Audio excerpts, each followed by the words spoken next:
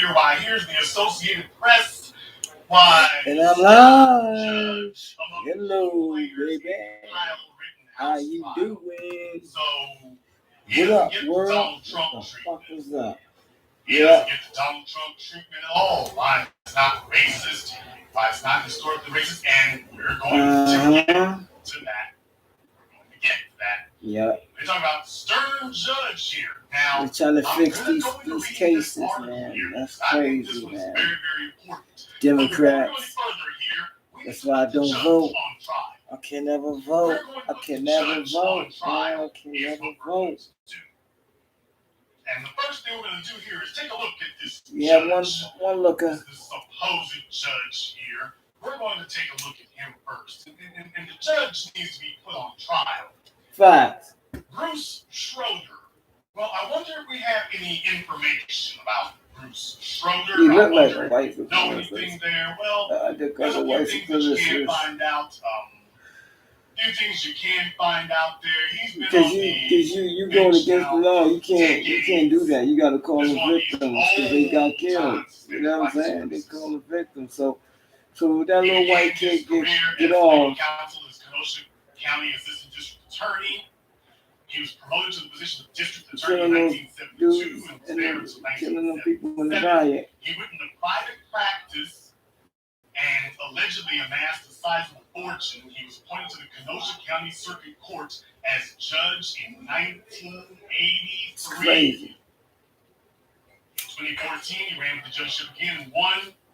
And, basically his career politician at this point here. So this is a guy who's basically been a career legal employee of the state, basically long time, decades long. So you're dealing with the establishment here.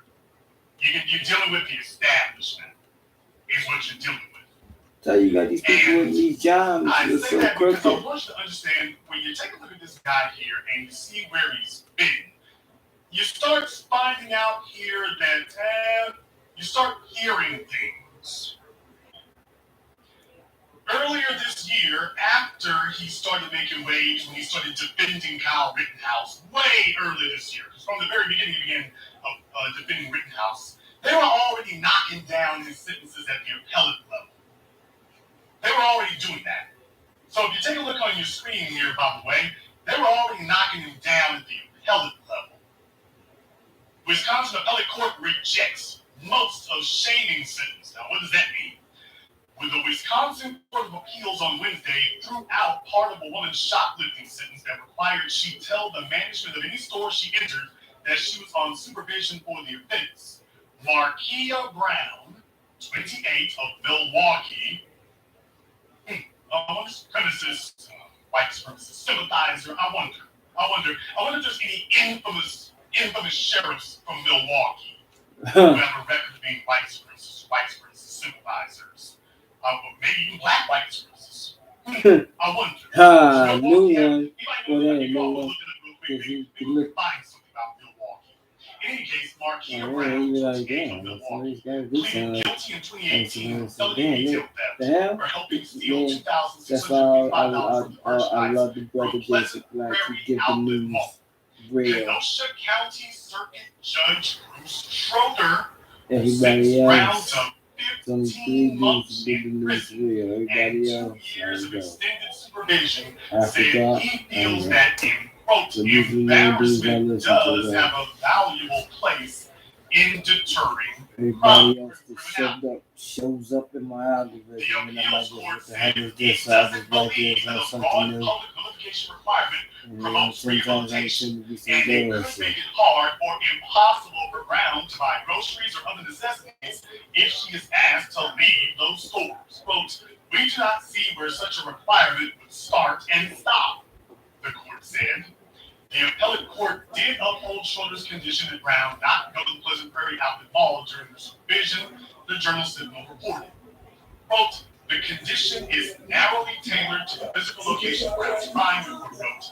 Moreover, it is reasonably related to Brown's rehabilitation as it will remove her from the temptation of reoffending there, which in turn protects the victim from further theft. So this is your Bruce Judge Bruce Schroeder and what kind of person he is. However, that is not all. However, that's not all. Because you see, when you're dealing with somebody like this and they got a record of doing those kind of things, then what you got to ask yourself is, okay, how long have they been doing that? How long Probably a has long he been up time. to this kind of thing? Probably a long How time. long has he been able Long to time. get away with it? Long And time. if he's been able to get away with it for an extended period of time, there may be a whole bunch of things that you don't see, because in every city in this country, you've got these white supremacist sleeper cell agents who've been there forever, and they have a way of flying below the radar until the case comes up, and then they sit up here and all of a sudden they show you why it is that people are very, very reluctant to do anything with them. And then you find out it's never their first time doing it.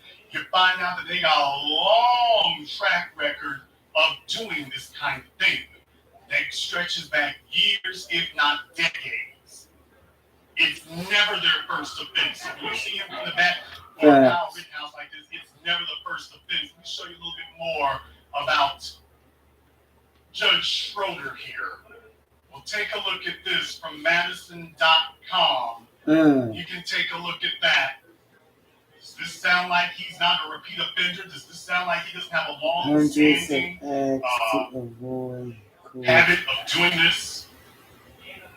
If you take a look at that, this is going all the way back to 2006.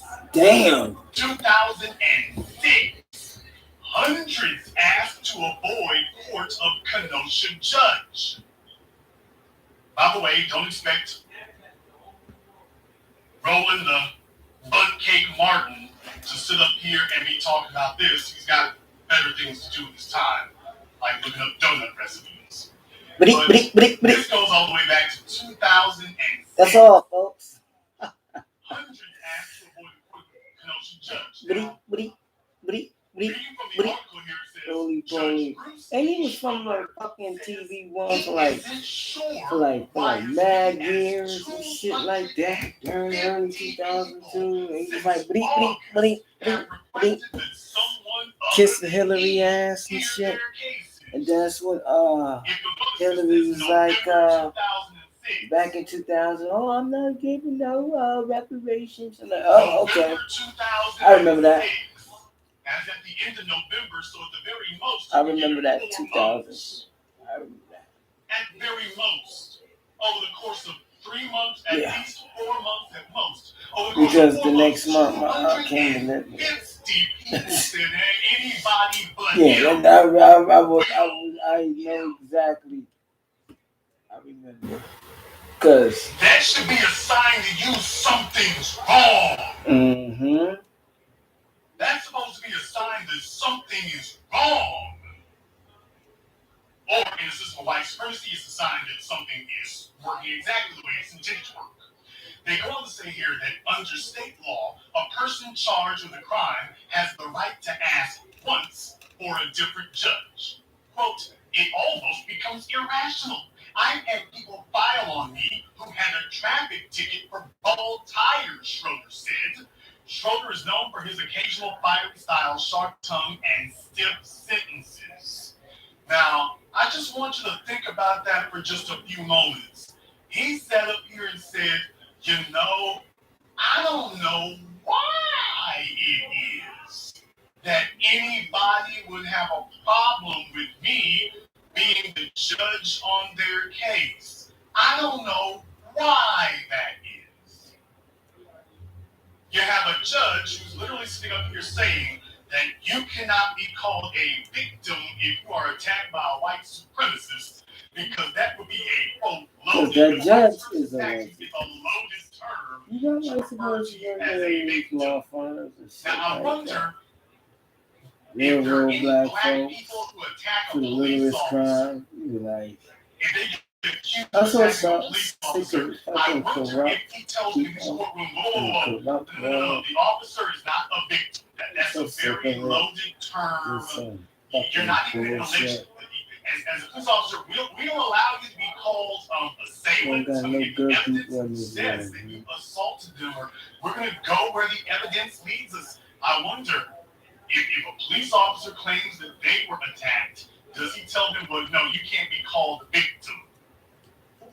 So, yeah, he's sitting here saying, I don't know why they have a problem. I don't know why anyone would have a problem with walking my courtroom. Yeah.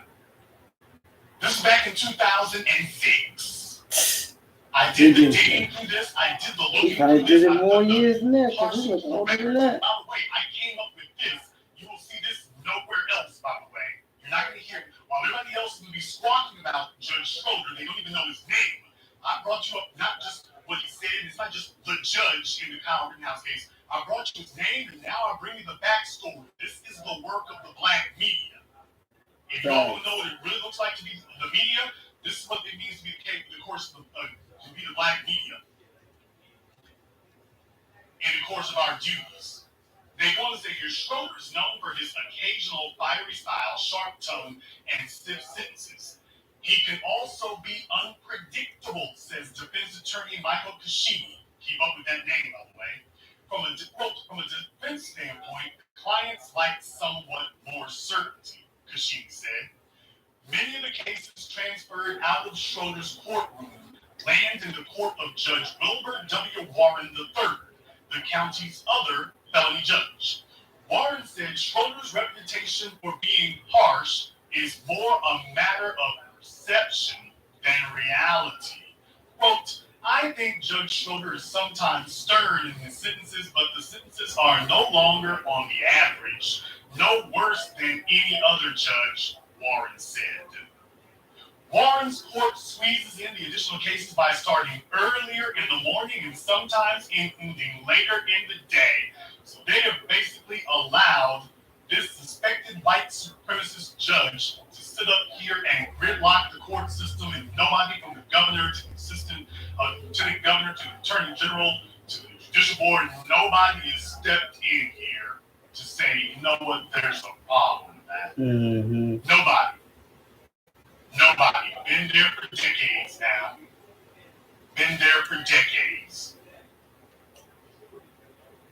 I want you to keep that in mind. If I was president, man, I'd change the world right, man. Do you understand what you see there? I do, like, man, like, they've been there for decades. $700 trillion. See how long that's been going on. Shit. And see how long he's been able to do that to a point that fucking cash out tax shit he would ends up get in off. Kyle Rittenhouse, but it's just like, Cops and these all these fucking cops who sit up here and murder for killing innocent people, innocent people. Daniel Pantaleo, they sit here for decades and decades, years How and you years, not gonna call the until victim finally a bunch of people die, and you can't ignore it anymore. If they wasn't looting, that means they were victims. The white supremacists apparently for decades now. He's been running a white supremacist bill here to the point that he's got such a reputation. The whole fucking world need to overhaul motherfucking research. Because they know they have an incumbent installed problem on the bench there. You're just now hearing about the national. You're just now hearing about it. You're just now hearing about it. The whole world. So what kind of individual are you dealing with here? Let me go ahead and introduce you to a little bit more here. Doing the work of the black media. As you can see here, hunting laws allowed Kyle Rittenhouse to carry a weapon during fatal shootings in Wisconsin, his lawyers say. Now, please understand and remember that when you're dealing with the media, that's usually not the way in which things go. They talk about these things, they don't usually speak about them in those terms. No, you gotta get the Dragon Balls. No, they usually speak about it in those terms. That's not usually what they say. The world is gonna be. But, they're saying, well, we'd like to entertain the idea that, When the Dragon Balls is ready, don't plan an action. But you got no time. No, I'm serious. I think they're finding out. Dead, gone. NBC News says that now this was from earlier this month, and I want you to hear how this ended, or at least I should say how it was resolved at this point. Listen carefully. By Antonio Plannis, the Associated Press, once again. Attorneys for Kyle Rittenhouse, who was charged with fatally shooting 2 people during a protest in Wisconsin last year, argued that hunting laws allow him to carry the assault-style weapon used during the shootings. Wisconsin law prohibits anyone under age 18 from being armed, but Rittenhouse's attorneys argue that state laws only forbid minors to carry short-barreled rifles and shotguns. The other prohibitions pertaining to children fall under hunting laws, which say children under age 12 can't hunt with guns, Rittenhouse's attorney said at a hearing Tuesday. Now, I want you all to understand this. Do you hear they're dragging out the words children? So this is your white supremacist media, NBC, once again here. Once again, now when they're black, I mean, you can be a man at 12 years old to memorize when the white media gets at 7, the black man, he's 7 years old, he's a child. 12, hell, you can be a grown woman at the age of 11. But here you got Rittenhouse, 17 years old, and children, and children, kids, not young men, not young people, children. No, it's not accidental when they throw out this vocabulary, this vernacular. It's never accidental. Never accidental. They go on to say Rittenhouse of Antioch, Illinois, was 17 on August 25, 2020, when he fatally shot 2 men and wounded another man while carrying an AR-15 style semi-automatic rifle at a protest prompted by a police shooting of a black man, prosecutors have said. Quote, there appears to be an exception for 17-year-olds, defense attorney Corey Karapilsky said, the Chicago Tribune reported. Assistant District Attorney Thomas Binger responded that if the defense wants to tell a jury that Rittenhouse was only hunting, it should do so. Quote, they can submit evidence that the defendant had a certificate to hunt and he was engaged in legal hunting on the streets of Kenosha that night, Binger said, according to the newspaper. Binger declined to comment Wednesday. Sheriffisi could not be immediately reached for comment. Rittenhouse is charged with homicide, attempted homicide, and being a minor in possession of a firearm. Kenosha County, now listen to this last part. Kenosha County Circuit Judge Bruce Schroeder denied a defense motion to drop the weapons possession charge, saying that the state statutes were, quote, unclear, and that he wanted to review the laws and could revisit the matter later. Let me read that paragraph one more time. Kenosha County Circuit Judge Bruce Schroeder denied a defense motion to drop the weapons possession charge, saying that the state statutes were unclear and that he wanted to review the laws and could revisit the matter later.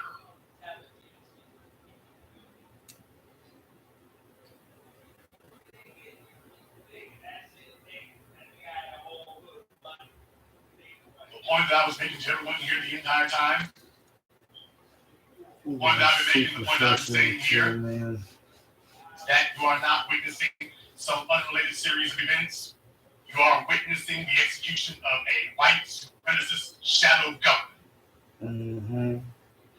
And there is a forward-facing face of government, and then there is the white supremacist shadow government that is barely even a shadow.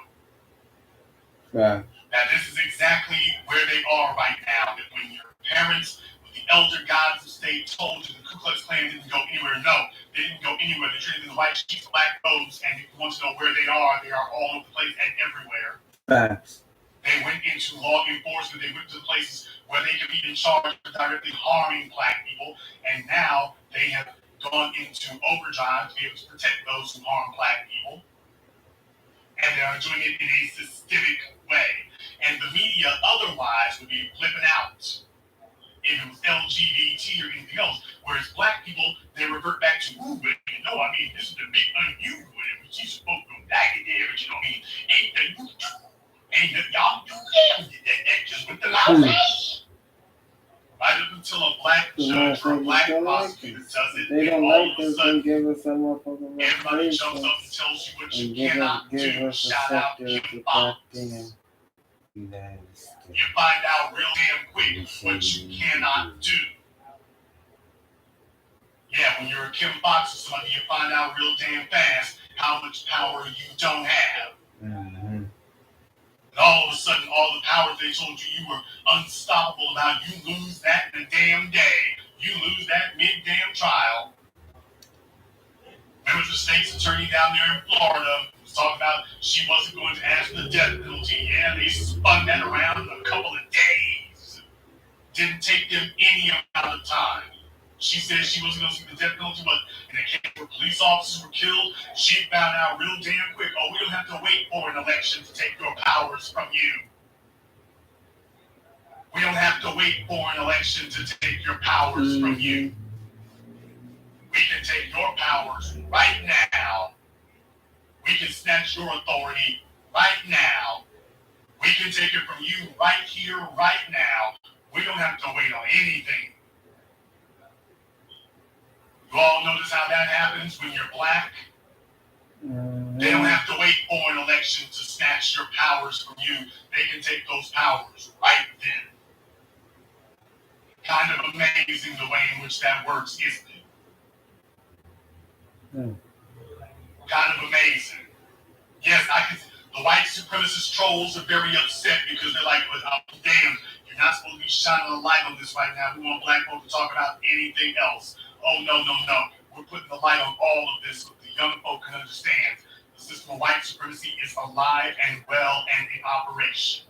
Right. It is alive and well in operation. We did not bring you receipts. We brought you invoices. We're here to tell you not just what you paid. We're here to tell you what you owe. Facts. That's the home to replicate the black. Hell yeah. Earlier this year, as you can see, protesters from the very beginning knew that there was going to be trouble. They were calling it out from the very start. They knew that he was going to be a problem from day one. And they were calling it out the entire time. It was very clear that there was no way in the world that this was going to go well. No way in the world. And they've been calling it out since the very start. And he hasn't let anybody down. When this started, people knew from the very beginning he was in the tank. Everybody there in Kenosha, in Wisconsin, everybody who knew this judge is a white supremacist, and there was no way that this was going to be a fair and proper trial at all. You have a judge who is attempting to rig things, and he's willing to lose this. If there are repercussions, he's willing to lose all. You have to understand that. They're willing to lose all if it comes down to it, though it's unlikely. To show you that it's been hard to work about this, earlier last month, prosecutors can't show Kyle Rittenhouse linked to the Proud Boys. Straight down the line here. Now, I wonder if this were a 17-year-old black kid, who had killed 3 police officers and had been connected to the Nation of Islam, Black family, or whatever, or the Bloods and the Crips, if this had been a 17-year-old who had taken pictures of the Nation of Islam, would the judge have said that? Yeah. But then again, you got police officers out there murdering, I think, Sam Du Bois and wearing Confederate flag t-shirts. Oh, every time you can show direct connections between them and white supremacist ideology, and then they murder a black person, here come the judges there. The white supremacist shadow government steps right in. They step right in. And it got super sensitive since they started taking a bunch of L's back to back. The judge ruled that prosecutors can't argue that a man shot 3 people during protests against police brutality in Wisconsin is affiliated with the Proud Boys, or that he attacked a woman months before the shooting, bolstering his position as he prepares for a politically charged trial. Kyle Rittenhouse is set to stand trial beginning November 1st on multiple counts, including homicide. The 18-year-old argues he opened fire in self-defense after the men attacked him. Prosecutors say they have infrared video from the FBI surveillance plane that shows Rittenhouse followed and confronted the first man he shot. She lied. Of several nights of chaotic demonstrations after a white police officer shot Jacob Blake, a black man who was paralyzed from the waist down.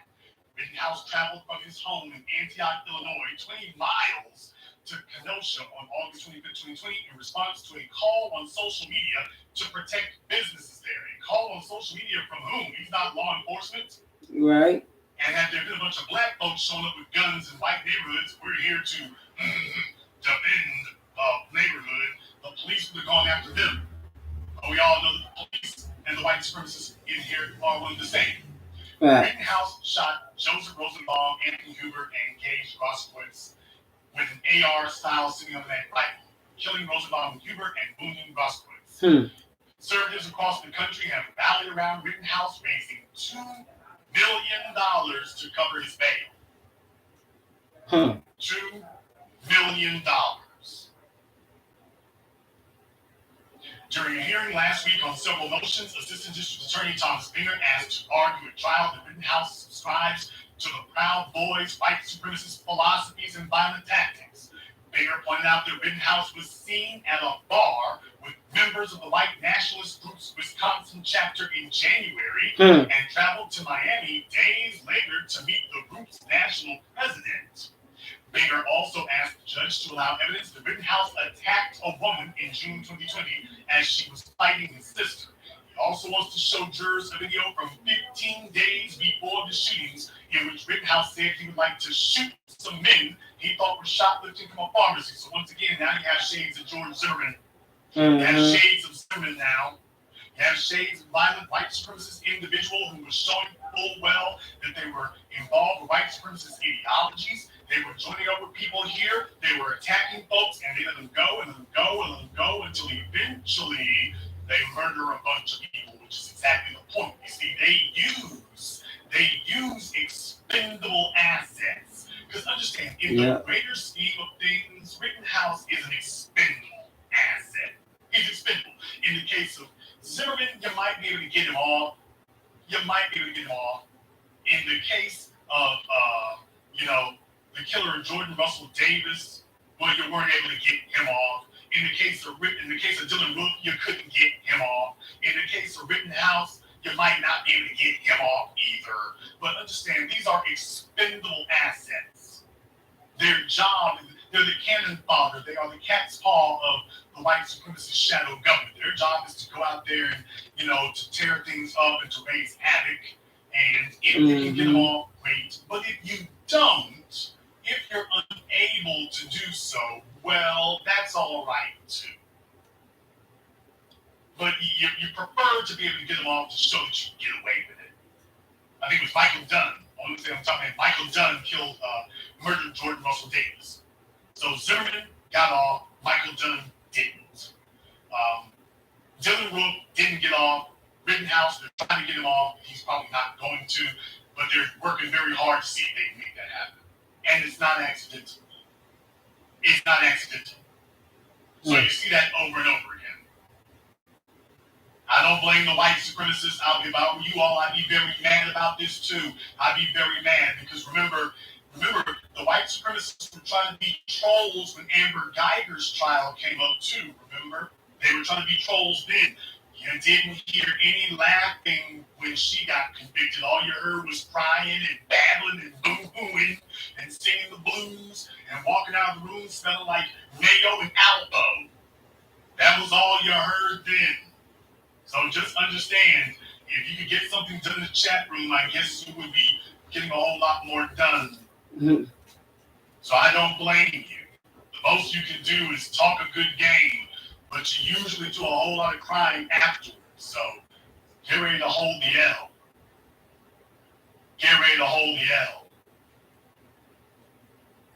In the case of Rittenhouse here, Rittenhouse's attorney,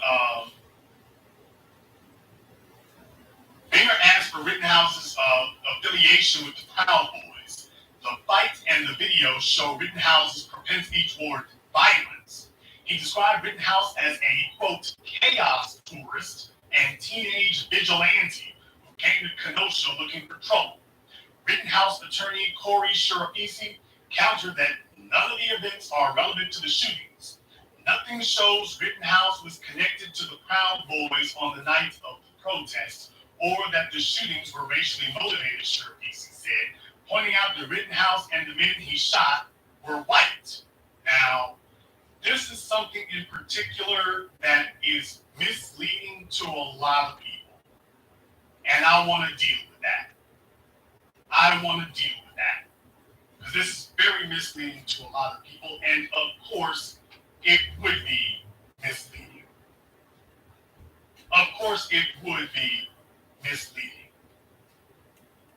But I don't want you all to get confused about that. Because if you look at it the wrong way there, you are not going to understand exactly what you're seeing. Because what they're going to tell you is, oh, well, the victims were white. That was not the reason he came there. I want you to understand that that's not the reason they came there. And I want to give you an education about how these kinds of things work. Before anybody sits up here and tries anything of a ridiculous nature, I want you to understand how these things work. When it comes to these white supremacists going off and committing these heinous acts like this, understand how it works. You see, in white supremacy, they understand the need to keep the group in line. They understand the need to keep the group in line, and what they were witnessing is that as black people had an uprising around the country, it galvanized the world behind that. So it is necessary. You see this over and over again in Charlottesville. Remember, I had to teach you all before. You can go back and go check out my broadcast about this. I did a broadcast about this where they understand you got to go after the white folk who are out of line. You got to go after them. If you remember in Charlottesville, James Alex Field, he drove into a crowd of people and it killed whom? A white woman, Heather Hyder. That's not accidental. It never is. Because they understand the only thing standing between them, at least they tell themselves, the only legal thing standing between them and being able to commit unfettered genocide against black people are the white folks who would stand in the way. Now, of course, they had every opportunity to come at black folk the last year if they wanted to, and they never wanted to tend to smoke. But that's the daydream of the fantasy they tell themselves. Mm-hmm. However, getting back on point here, that's routinely what they've done. Remember Mississippi burning. We can go all the way back. We talk Mississippi burning, the Freedom Riders. Who do they go after in a lot of cases? They went after any white folk that they saw as being. Facts. This has precedent throughout history. They won't touch the black political thing. Throughout history. So don't misunderstand what you're looking at. Exactly. The purpose of targeting in these situations, if they can't get at any black people, they target any white people they see as defending them to send a message to all the others. Fact. They're here to send a message to all the others that if you get in our way, we can treat you just like we do the niggas. So that's the whole point of it, is to send a clear signal as far as they're concerned, you're racist traitors. And this is how we deal with race traitors. So do not misunderstand what you're looking at there. Those bullets were intended for black people. Yeah. And this was to send a terrorist message that any white person who is off code, any white person who dares to buck the system, any white person who thinks to themselves that they are going to be honorary or de facto black people by being actually standing up and defending justice, by watch as we execute injustice against you, not only will we execute injustice against you, we will send a judge out there to defend it. We will have the system jump in to defend it. Mm-hmm. So understand something. We've seen this throughout history. Goodman, Schwerner. Facts. You've seen this over and over again. Heather Heyer. It happened over and over again.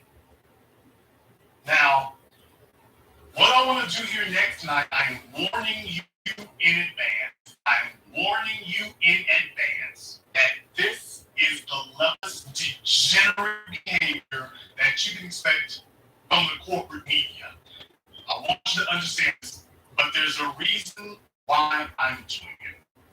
There's a reason why I'm doing it. I'm telling you before I even start here that I want you to understand this is how far they're willing to go. This is how far they're willing to go. Remember this story that I was referencing here earlier from the Associated Press and some, I can't even use the word I like to use, but I will just say some wayward, worthless individual here, Tom. And what I want to do is I want to actually scroll down a little bit in the story here. I want to scroll down a little bit so we can go here in the story. Scrolling down a little bit. The story says the men Rittenhouse shot. Rosenbaum, 36, was released the day of the shootings from a Milwaukee hospital where he had been treated for a suicide attempt. It's not clear why he was on Kenosha Street the night of the protests, though he had a fiancée who lived in the city. His background includes a conviction for sex conduct with a minor in Arizona in 2002. The judge denied the defense request to argue that Rosenbaum was trying to get Am I live? his rifle because, as a convicted sex offender, Rosenbaum could legally get one on his own.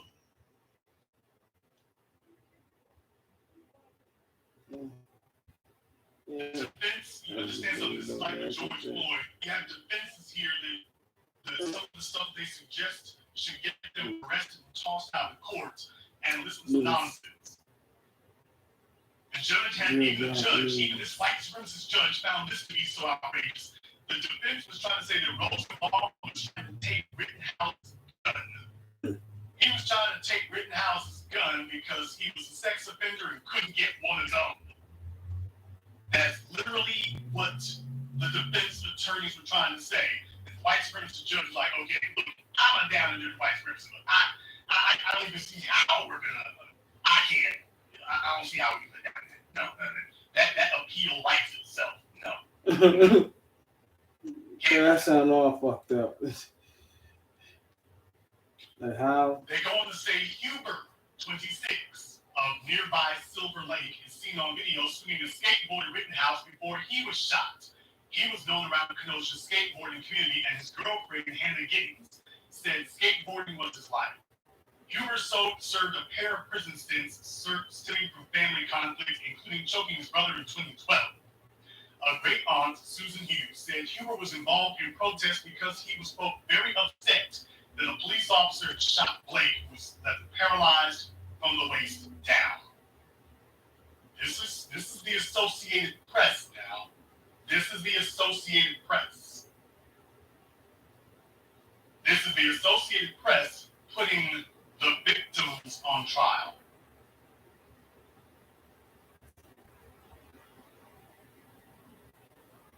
This is the Associated Press putting the victims on trial. They're putting the victim trial. Understand that.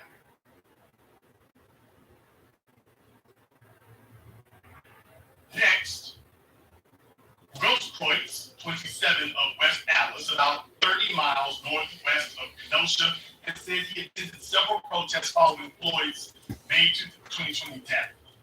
With training as a paramedic, Grosskreutz had carried medical supplies and was doing so the night of the Kenosha shootings. He was also armed with a pistol and had it in his hand when he approached Rittenhouse, who shot him in the arm.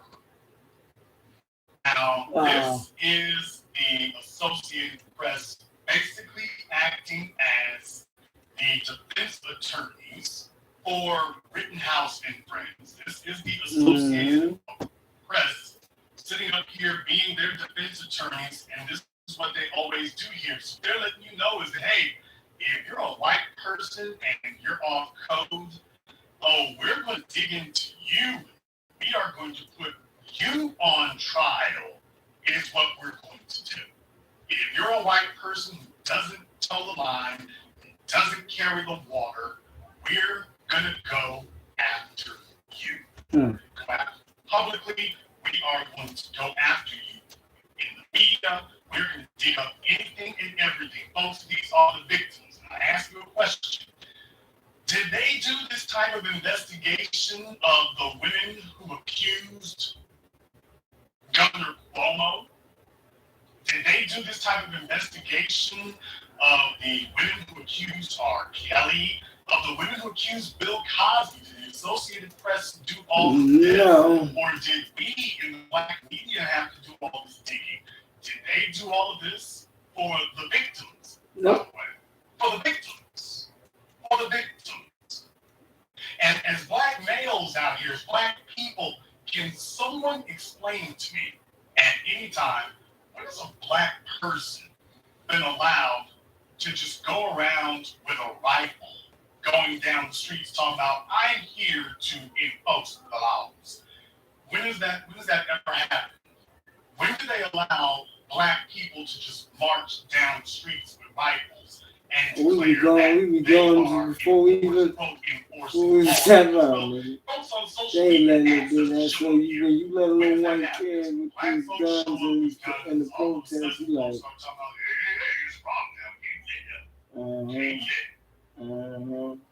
So I wanted to put this in proper context for you.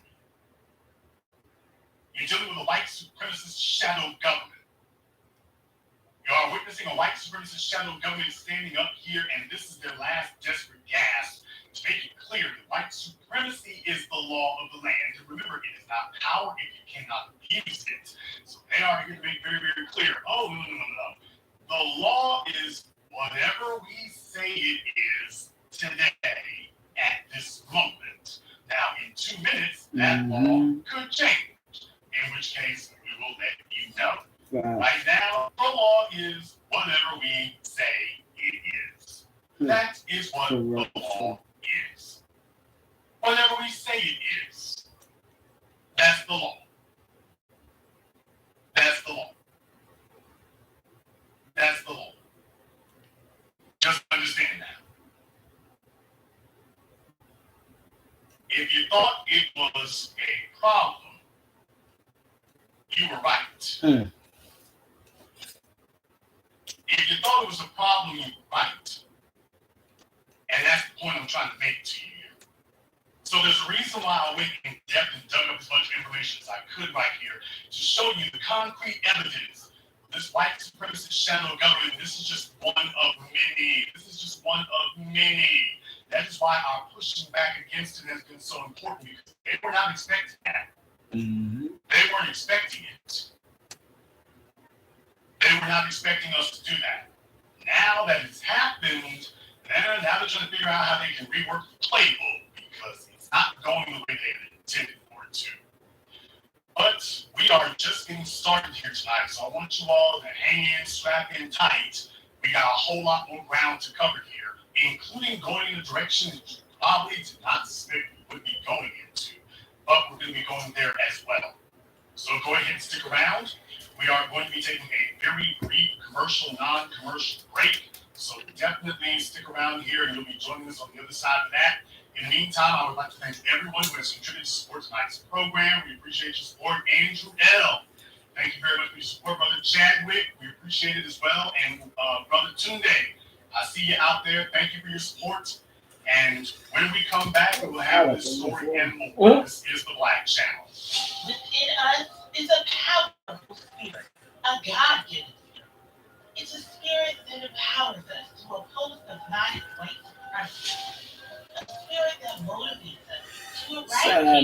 corruption and this shit, white supremacy, man. This shit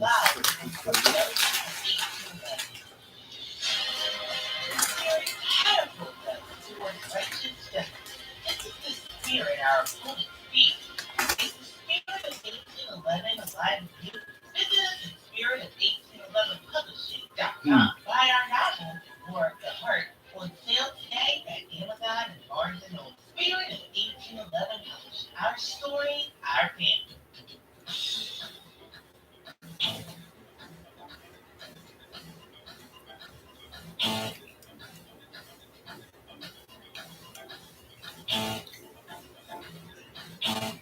Somebody need to smack Jesse Jackson too, man. He smack that dude, man.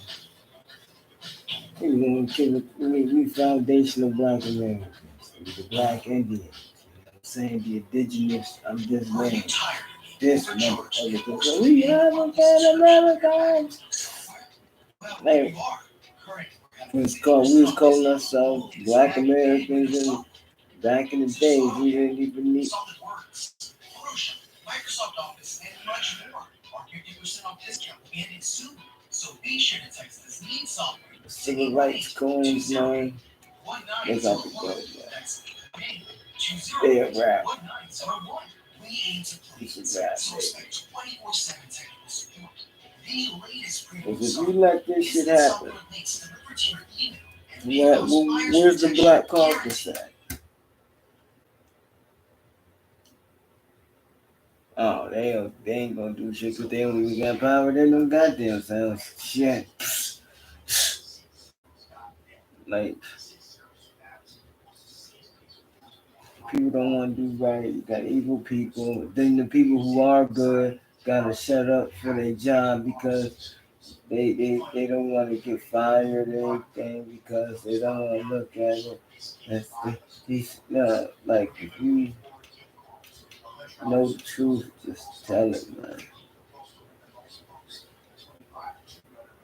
The more people don't walk in the truth, the more the world is going to be fucked up. That's why I said, give me a spirit ball. Center the core, center of earth. Watch it blow. In this Dragon Ball movie, ain't no Dragon Ball. Ain't no motherfucking Dragon laid on. Ain't none of that. It's just damn.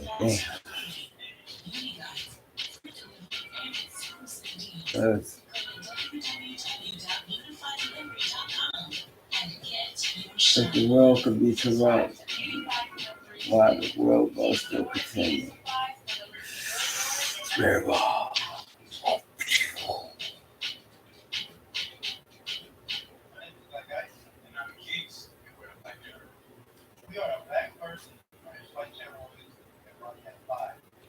It's sad, man. Every week we discuss controversial issues, It's sad. challenge all narratives that are fed by people man. We share research and videos. And then politicians supposed to be leaders. They ain't leaders, they dictators. Such as exposing fact checkers, racist history A cat could lead better than them. A dog, a 5-year-old. And then you got a dumb president that just don't like black folks. We doing that and everything else, everybody else. Like, dang. For love reparations, cut that check. I ain't trying to hear shit. And stress information tailored exactly to you, allowing you to determine the best ways you can live a healthy life to the absolute fullest for only $99 a month. Right now, get 1 month free for everyone you refer. So take charge with E23 Labs personalized testing for better health. Craftstone Dispatching is an independent dispatching company that negotiate and book profitable loads for owner-operators and fleet owners. Whether you're a well-established driver or just now starting out, if you're looking to create a legacy in this billion-dollar trucking industry, allow us to be a part of your team. Reach out to us at www.craftstonedispatching.com or follow us on Instagram. That's Black Progress right This there. is Black Channel. I am your host, your brother, your humble servant, Black Authority, very glad with y'all here this evening as we are discussing white supremacy, shadow government, and just in case you thought it was just relegated to the Kyle Rittenhouse factions, just in case you thought that's what it was relegated to, I want to take this as an opportunity to praise you to the fact that, oh, no. It goes much closer than that. It goes a lot further than that. I would be remiss if I did not inform you all. We're going to discuss one of our old adversaries here, new in the modern era here, but they very quickly established themselves as an entrenched, long-time adversary of Black people, who apparently, with the blessing of the establishment, removed New York Governor Andrew Cuomo. So out of the frying pan and into the fire we go. What do you know? None other than Mammy Letitia James has announced that right after Governor Cuomo steps down here, she is now hasn't let the grass grow under her feet. She hasn't let his political body get cold. Before she's like, yeah, I knocked him off. So glad he's out of the way now, so I can run for governor of New York. Wow. That's right. Let me go ahead and knock him off so that I can run for governor of New York. I mean, she talk about shameless. Talk about shameless. If you want to talk about the white supremacist shadow government, you see, on the one hand, what they do is they march out the likes of Judge Schroeder. This is what they got on the one hand. Mm-hmm. And then, on the other hand, they march out the Letitia Jameses. And both of them do the exact same thing. So you notice there's a direct correlation between the likes of Kamala Harris, Kim Fox, Letitia James. They got a steady stream of Mannies on the conveyor belt they keep cranking out. And they all have the same track record. Because that's the only thing they're going to put their money behind. They put their money behind Trojan horse operatives. They don't just find you out of nowhere. They put their money behind their Trojan horses. Now, as you can see from the story here, says, foregoing the glitter of an in-person campaign launch, Attorney General Letitia James jumps into the race for governor with a 91-second video. James will take on fellow Democrat Kathy Hochul, who took over as governor in August after Andrew Cuomo resigned because of a sexual harassment scandal. So you got two women who will be running for governor here. One white, one... I cringe at the idea of calling her black. Looks like she's let that blonde hair coloring go out of her hair too, by the way. Looks like she kind of let that go as well. Mm-hmm. Interesting.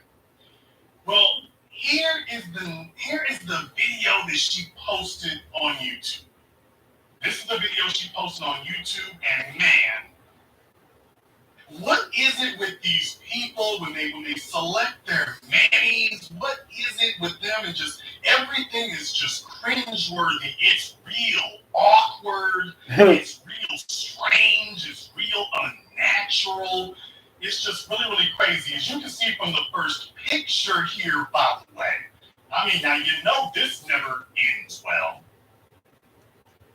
This never ends well when you do it like this. I'm going to zoom in a little bit, but boy, you know that this never ends well. You see it start up like this, it never ends well. Never. Never ends well. You got a picture of a whole bunch of white kids. And so, really? So you're running on the campaign platform and vote for me. I was the only black kid in the white class. This is what you're doing. Talk about out of touch. It also tells you who she's appealing to. Also tells you who she's appealing to. Growing up in Brooklyn, she learned an important lesson from growing up in... Really? Really? There she is in the middle. Growing up in Brooklyn. So this tells tells you what kind of school she was sent to.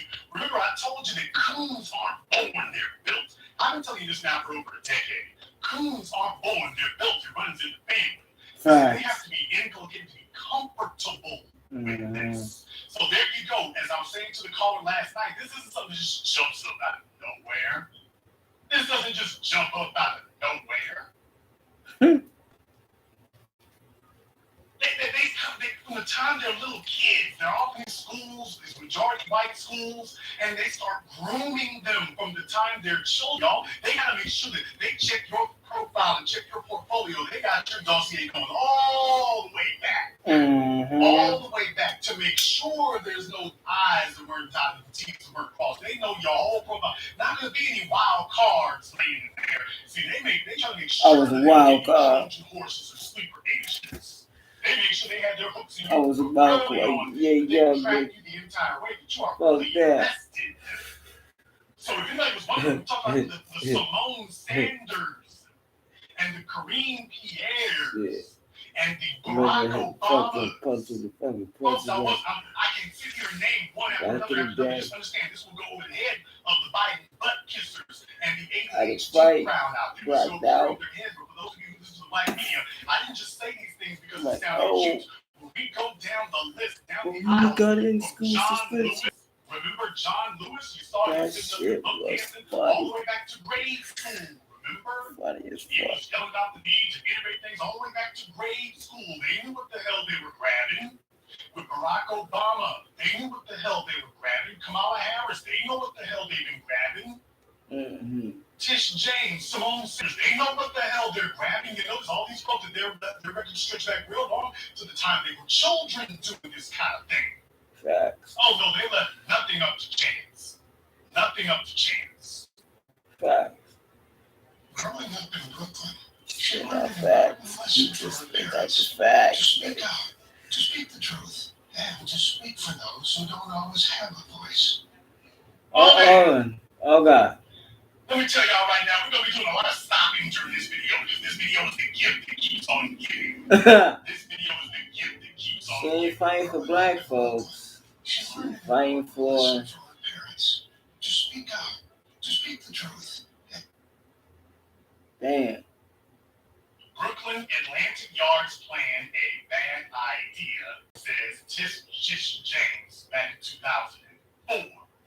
Councilwoman Letitia James and State Senator Belmonette Montgomery cite tax environment. What's up with our women, man? What's up with our women that just want to be a diehard Belmont? Come on, man. Come on, man. And that's. And if you see over there on the side, you can see. Damn, we're here. Damn, we need to hear television. Hey, please. We need to hear the environment, man. To speak for those who don't always have a voice. Yeah. Oh, well, man, you see this right here, I guess this one speaks for itself, doesn't it? You see, y'all gotta understand, what the hell is going on with our women today? Black folk, so they sit up here and mention black every once in a while, but they really see themselves as citizens of a different community. The issue with the black folks who Betty come along and start yelling about LGBT because they're really being trying to smuggle some alternative gender. She's letting me know, what the hell is I am something else. Take a look at her. She really does feel that she fits right in, the only black face in a sea of white people. The only black face in a sea of white people. The only black face in a sea of white people. You see, most black folk would be entirely too uncomfortable to do this, but when they've been grooming you since a child to tell yourself, oh, you're just like us, and they can walk here and be the only black face in the sea of white people. So, who is she a representative of? Is she a black person being sent to talk among white people? Did black people send her to talk to white folk? Or did white folk from an early age groom her They to groomed the send shit her out to of be her. their Trojan horse representative to speak among black Them motherfuckers will try in to the do words it. of When you Judge ain't go for that shit, I will let the they know you evidence ain't speak go for for that. itself, although I don't think you want this to. And for those who don't always have a voice. I'm Letitia James, and I've spent my career guided by a simple principle: stand up to the powerful on behalf of the vulnerable, to be a force. Now I'm going to stop this here because you're going to see them doing a lot of cutting. Well, let me go ahead and play it to the end of the sentence here. Let's just see how much cutting. The vulnerable, to be a force for change. I've gone after the drug companies for fueling the opioid crisis. I fought for better conditions and transparency in nursing homes. I've sued the Trump administration 76 times. Change. All right. Powerful on behalf of the vulnerable. And nothing for black folks. Now, this isn't accidental. If you want to know who she is catering to, take a look at how much she claims to come from Brooklyn. In the old days, you couldn't find her with anybody else. But take a look here. So, right out of the gate, I'm here to force change. This is what she said. To the powerful On behalf of the vulnerable. to be a force for change. I So seen when she sisters says the from vulnerable, Brooklyn. remember, just like that Crystal That Elizabeth bitch thing don't on look like CNN, from the when she Brooklyn, says, I'm baby. here to She look stand like up from for the Wisconsin vulnerable, or take a look at something. who she immediately shows. Stand up to the powerful on behalf And she look like to be a force. training. To stand up for the powerful on Transformer. behalf of the vulnerable. And immediately shows Asians. Not once, but twice. Oh damn. Immediately shows Asians. Not once, but twice. Black women This gotta is her put on some coming out this we are the fucking This is her coming out video humanity to let you type know. shit. Like To let you know, when she says, I'm here to stand up for the vulnerable. when the no, last not time black a white women, you're woman not gonna vulnerable. stand up for a And black just take a woman, my look. She nigga? has every opportunity And to our give to the woman black is voters. out here She's saying appeal to the black voters. fuck She's like, oh, us and no. shit like that. Not I'm here. like, That is powerful. on the internet, that shit wild. I'm like, Force yo, change. I've gone after the who drug is this chick? for fueling the opioid And they crisis. like, Because the opioid like, crisis is wow. really harming black people. Has anybody heard a black issue in here? No, I ain't heard one yet. That's why I'm talking about something else. Black issue or an issue that black people have been talking about or She yelling didn't about. say one Tell black me one issue that black yet, people baby. have been appealing None of to. these Tell me politicians one give a black damn issue about that us. you have heard or seen. And Yet. black folks in I'm Connecticut, waiting. On behalf of the vulnerable. you gonna let Force them change. I've embezzle gone the after the money drug again? companies for fueling Or the you opioid gonna do crisis. the right thing I and fought stop for better goddamn voting? conditions and transparency in nursing Or homes. keep on getting got I embezzling mean, your take a money? look at that. I don't When she vote takes at her all. little photo op No pictures, I mean, Republican, she's not no comfortable Democrat. around black people at all. They come off as dictators. When she takes as her photo op pictures not that leaders. nobody asked her to do, take a look They're at the not folks she real chooses leaders. to be around. Oh yeah, and by the way, one other thing, she's wearing a mask here. Wearing a Because mask there. everything they lead wasn't She successful. gets around some elderly dudes over here, no mask. I wonder when that picture was taken. I don't know.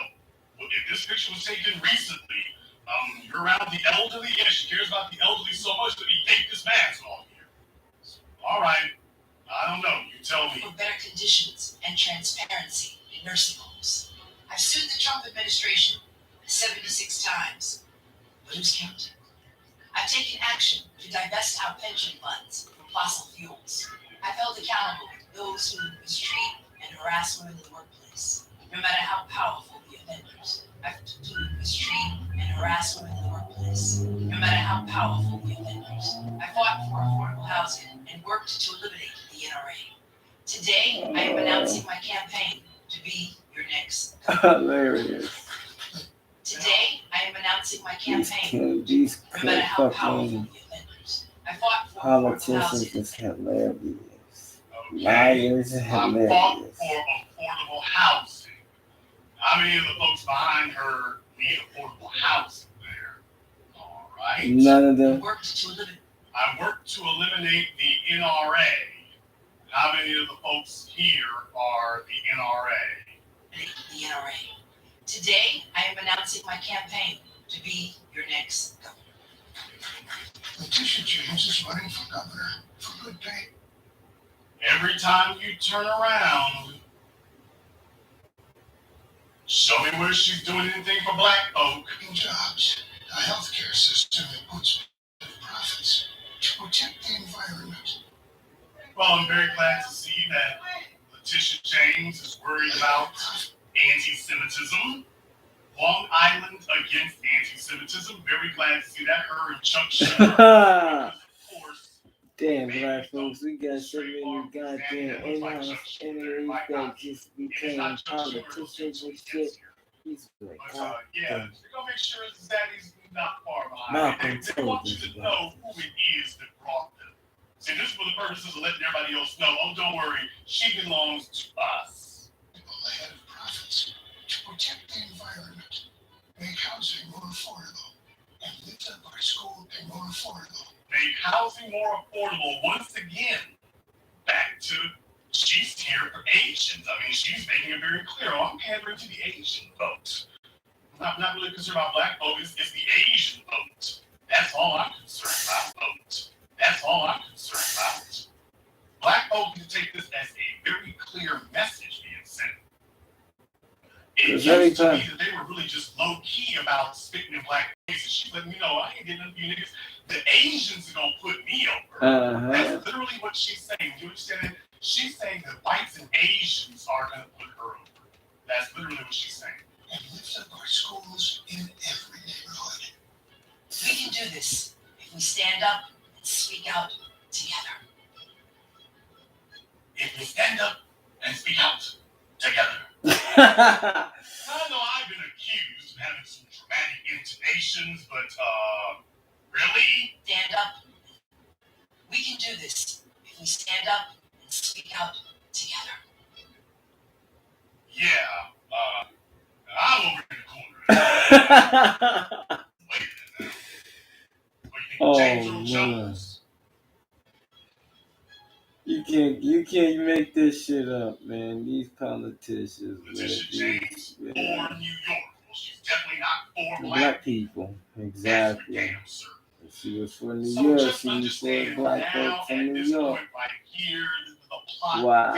So when we talk about the white supremacist shadow government, remember Letitia James did nothing for Eric Garner. She's done nothing for Kai Gurley. She's done nothing for any black folk anywhere. She has made it a point. She has made it a point that she has stressed that she's not here to help black folk at all. And now she wants to test the waters. She really believes that she can out-white a white woman. Let me be very, very clear. She thinks she's going to run against Kathy Hochul and that she is going to out-white the white woman. That's the whole point of this. Let me see if I can out-white the white candidate. I don't think that ends very well. But you know what? She's going to go ahead and take a try at that. I wanted you to be aware when we talk about the white supremacist shadow government, it's not just the judges who defend the Kyle Rittenhouses. Then you have their black operatives, white supremacists and blackface, who support the same agenda. They switch it up when they go from one place to another right there. Just understand, at the end of the day, she didn't do anything, nor did she say anything about black folk. Not one single issue that she named that black folk are talking about. Right. Not one thing. Affordable housing. Black folk don't need affordable housing. If you're going to have black politicians, they need to have a black agenda. Because they talk about affordable housing, next thing you know, they start gentrifying all the places there to get Columbia students up in there. Then that becomes their definition of affordable housing. Black folk have to get kicked out so they can bring in Columbia students. And then that becomes affordable student housing. That's the way that works. Yeah. But enough from me. The telephone lines are now open. The number is 646-787-1933. That's 646-787-1933. Your personal access code to the Black Radio Program Existence, the only this kind on there today. You are, of course, welcome to join us as always. Big shout out to me, Vinny. Thank you very much. And Mouse. Thank you to everyone who's contributed on Cash App or PayPal. Thank you for your support here tonight. We are discussing the white supremacist shadow government. You are welcome to go ahead and give us a call. And if you would like to suggest, well, what do you do about it next there? And please maybe keep your comments brief and to the point. We're not here to monologue, but definitely go ahead and give us a call in that regard here. And by the way, I would like to just go ahead and point out that this is good. This is good. I have absolutely no problem with white supremacy being out in the open because that's what you need. White supremacy's protection is when it can hide itself. When white supremacy is allowed to run below the radar, fly below the radar, and move in the shadows and cover its tracks, that's when white supremacy is at its most powerful. When you are not allowed to give it a name, you're not allowed to give it a face, people can just talk about it in the abstract. That's when white supremacy is at its most powerful. When white supremacy is at its weakest is when you can give it a name, give it a face, give it a place, when you are able to say exactly what's happening. At that point right there, it loses its ability to function. White supremacy can function so long as it is invisible. But once it loses its ability to remain invisible, it loses its ability to function. So the shadow government can run like it's supposed to so long as no one actually recognizes it's there. But as soon as you start pointing to it and giving the name and saying, oh, there it is right there, all of a sudden the ears start clanking to a close. Let me get caller from area code 646. You're on live with Black Channel. What's your name? Where are you calling from? This is Onan from Queens, New York. Onan from Queens. What's on your mind? Yes, sir. So I actually think that Letitia James is actually being used as a repackaging of Bernie Sanders, if you will. And that's why I think there's so much emphasis on the fact that she's from Brooklyn, because it's supposed to be evocative of the memory of Bernie Sanders. And I just want to get your feedback on that. Well, certainly that populist thing, and that plays very well in the New York area. It doesn't play anywhere outside of New York, but I guess this matters since we're talking about the governor of New York. But certainly to try to tap into that. But furthermore, though, you got to understand, she's colorblind and oblivious to the reality that she's standing in. So she might tell herself, and what you're getting at is there's been a long train of, they have a bunch of things that they, cite their heads up, glue their heads up, that they somehow are going to be the second coming of Bernie Sanders. So Simone Sanders, Letitia James, Ilhan Omar, all of them thinking that they're going to be like him. And it's just like, okay, you're being really, really silly. But that's the idea. These guys are told, don't worry. That's the whole purpose of letting an Obama through. The real purpose and the real genius of allowing a Trojan horse like Obama to go all the way to the finish line is that one token, improbable gesture is going to serve as the unattainable carrot at the end of the stick. You let one of him through, you will now literally have thousands, maybe tens of thousands, chasing that phony illusion for the rest of their lives. That's the real point. So yeah, this delusion in their heads that they could replicate what Bernie Sanders did, by the way, haven't really helped them, by the way, but the illusion that they replicated, yeah, they'll be chasing that idea and chasing that hint, chasing that temptation. Never achieve it, but it sure will get a lot of folks to do that. Because remember, they don't want to replicate another Barack Obama.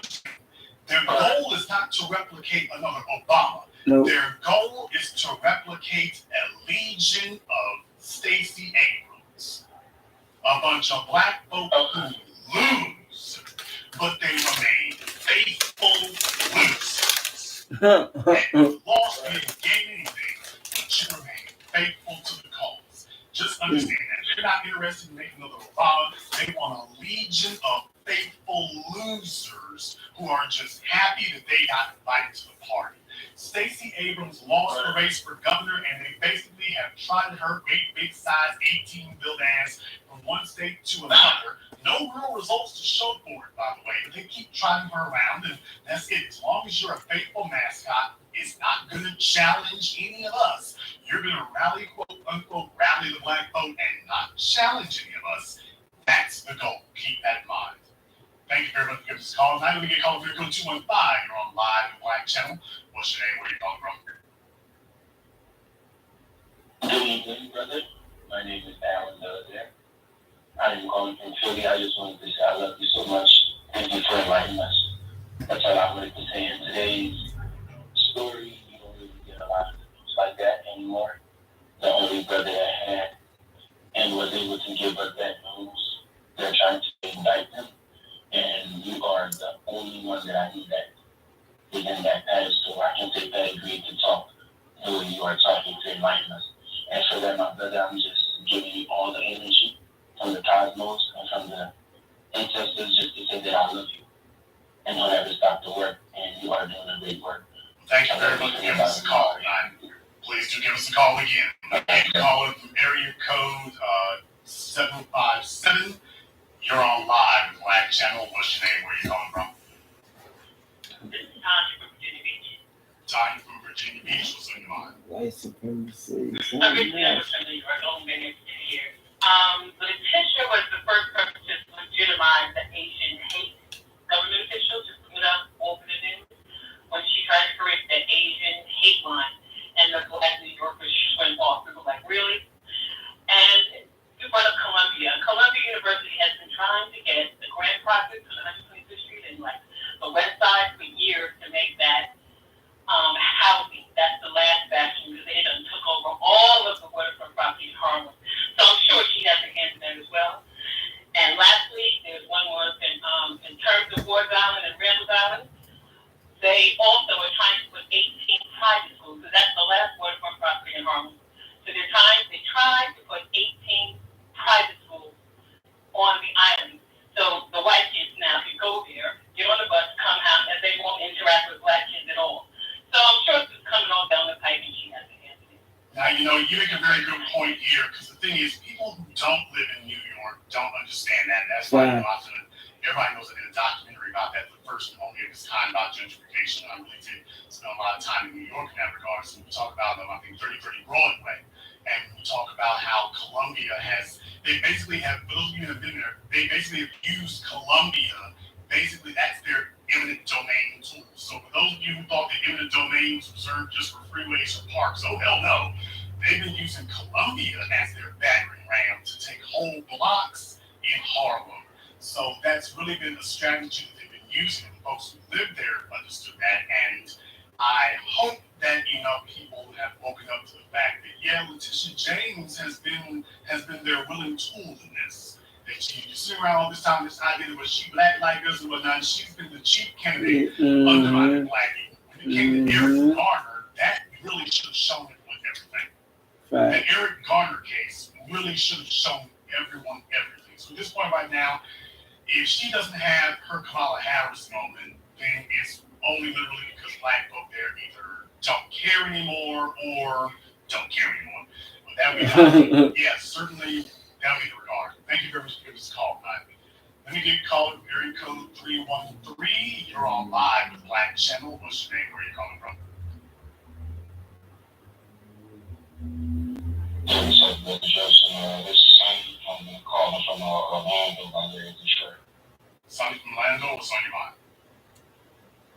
Yes, sir. I just wanted to touch on that Kyle Rittenhouse situation. So the judge has been shown where he stands, that he's a blatant white supremacist.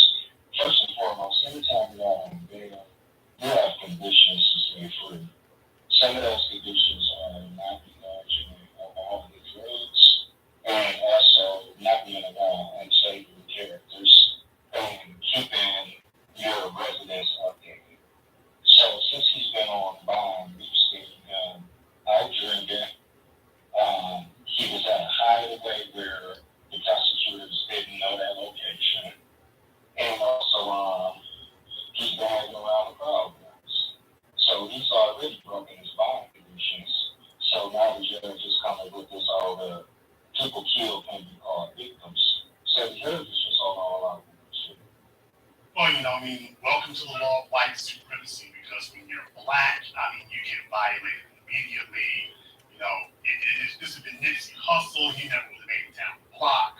So yes, absolutely. And the more blatant they are with it, the better. I would also like to highlight one more thing here that I want folks to be very, very aware of as black people.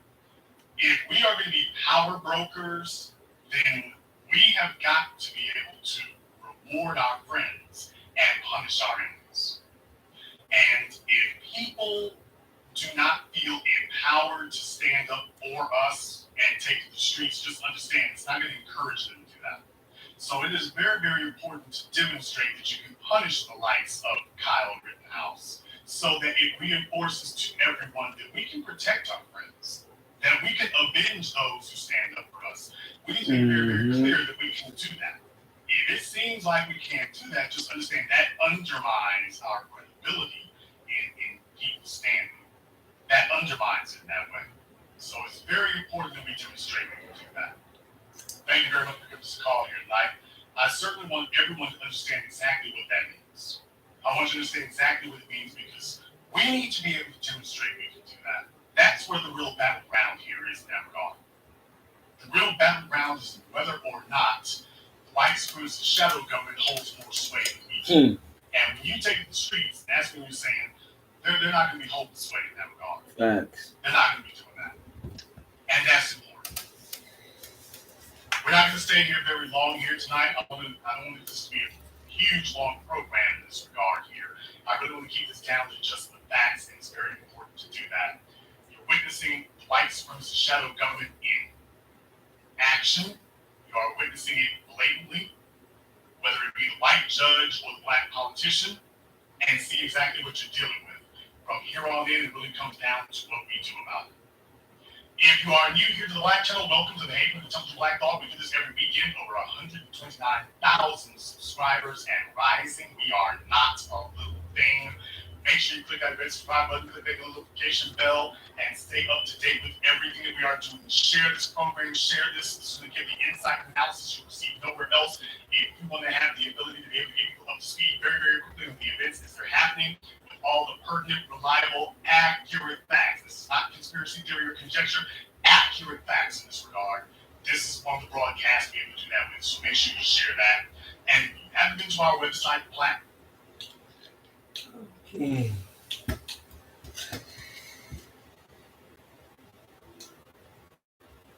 Crypto retirement accounts are here. 20 plus assets available. What's happening? iTrustCapital.com. 25 right now. Executing like $50 million surprise free for delivery online. You might get one. That's cool.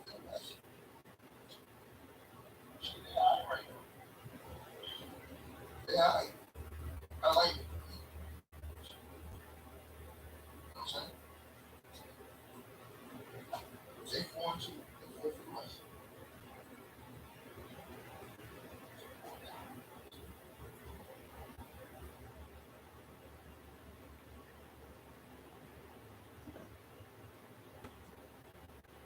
So, let's see. Yeah, the boss have to lose better. Yeah, we'll talk about the boss tomorrow. Let's talk about the boss tomorrow. That's going to be one of my main videos in there.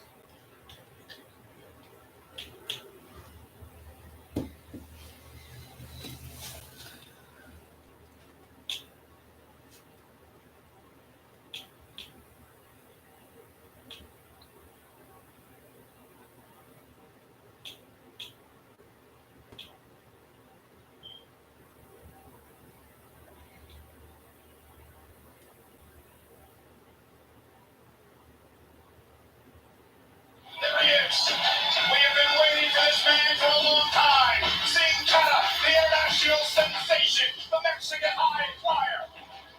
Sin Cara gets a mixed response from fans. Some really like them, while others think behind them due to his constant botches in the ring. Regardless of how you feel about him, after he debuted in 2011, Sin Cara was hot. While not reaching main event levels, WWE had high hopes for Max Legend. He was seen regularly on TV and won almost all of his matches.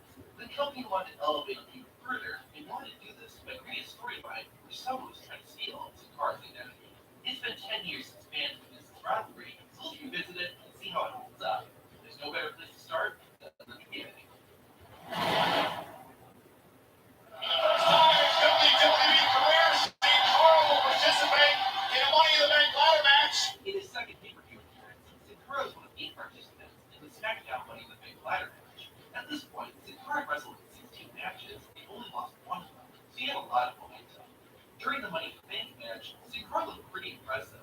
Being a high flyer, this type of match favored him well. Only about 7 minutes into the fight, however, Sheamus butted in.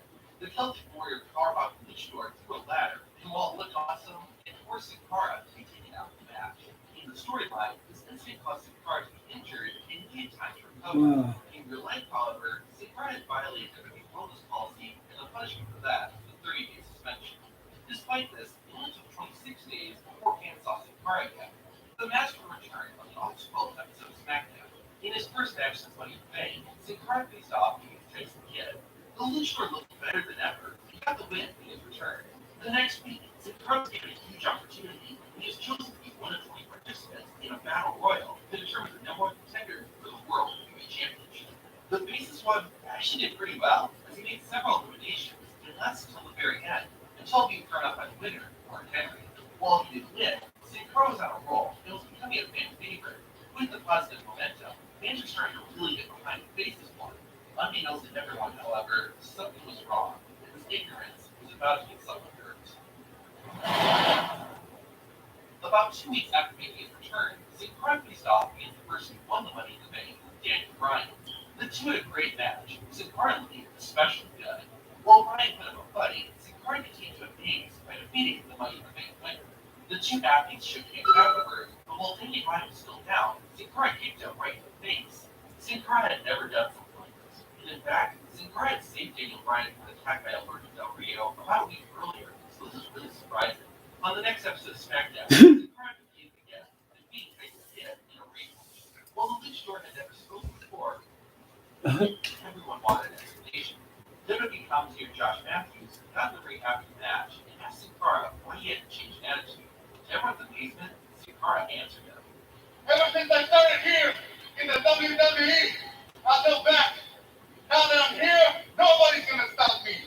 This style and this aggression is me. A real Sin Cara. After confirming his intentions, Sin Cara was confronted by Daniel Bryan. Bryan challenged the Faces one to a rematch. This was Sin Cara's response. Oh, well, there's that aggression again. Dang, Sin Cara was a savage. Also, I apologize, but I had to do this. A rematch next week, and you can be as aggressive as you want.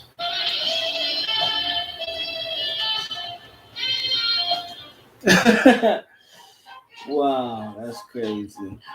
She actually did that shit. Damn. See that? I see those episodes I missed this. It was like that. I was like, now, shit's crazy out here, man. With the match set, Daniel Bryan and Sin Cara would face off again the following week. While it seems straightforward, the story was about to take its twist. In the first match of the show, the masked sensation went toe-to-toe with the winner, Dragon again, but this time, Sin Cara was showing his true colors. Daniel Bryan started off very aggressively, giving him an early advantage. Sin Cara eventually caught up with Bryan and got control of the match. While fighting in the turnbuckles, Daniel Bryan got stuck at the top rope. Sin Cara used the opportunity to complete the shots in, despite the referee's warnings. The official eventually had no choice but to disqualify Sin Cara, a first for the masked luchador. Fueled by his new attitude, Sin Cara continued to attack his opponent, even though the match was over. Then, this happened.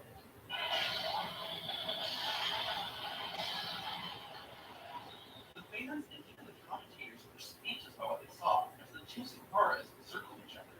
The second Sin Cara seemed ready to battle, but the other opted to leave the ring.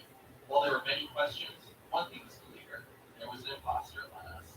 A few days later on Raw, Sin Cara was sent to compete against the Intercontinental Champion, Cody Rhodes. Before the belt could be run, Sin Cara's music started playing again, and out came a second Sin Cara. The masked men stared at each other, trying to prove to the crowd they were the real Sin Cara. The second Sin Cara lashed after the kick, and a fight started. The first Sin Cara managed to get the upper hand, and even took some time to show off. Things continued to escalate on SmackDown that same week. Sin Cara, one of them at least, wrestled Daniel Bryan in a third match. The match was going fine until the business one went to the top rope. While the referee wasn't looking, a second Sin Cara ran in and shoved Sin Cara off the top turnbuckle. The second Sin Cara then performed a senton and stole the victory. More people added to the fire on the following episode of Raw. Sin Cara was one of 10 men who entered a battle royal for the Intercontinental Championship. Only about 30 seconds after the match started, a second Sin Cara pulled the first Sin Cara out of the ring and took his spot. The new Sin Cara didn't last long and was quickly thrown over the top rope. Despite only one of them actually being eliminated, both Sin Caras were told they had to After multiple incidents like this, and not knowing who the real Sakura was, the imposter would soon make himself known. One of the two Sakaras wrestled a match against Heath Slater, who lived to defeat the one-man band in 43 seconds without Yeah, they was trying to make that do the edge. However, that only lasted until after the match. While Sin Cara celebrated the victory, the second Sin Cara appeared on the screen. He took off his mask, revealing a dark version underneath and proving he was the imposter. The Faker revealed that he was getting revenge on the original Sin Cara for what the original had done to him in Mexico. Prior to joining WWE, the original Sin Cara, or Sin Cara Azul, appeared under the name Mystico. However, the imposter Sin Cara, or Sin Cara Negro, had also been wrestling as Mystico. It's uncertain who was using the name first, but the legal rights to the name Mystico were owned by CMLL, a wrestling company in Mexico. Since Sin Cara Azul was part of CMLL, Azul was given permission to wrestle as Mystico, and Sin Cara Negro was forced to change his identity. Sin Cara Negro held a grudge against Azul for that and followed him to WWE. When the original Sin Cara got injured at Money in the Bank, Negro simply took the Sin Cara identity and started wrestling without anyone noticing.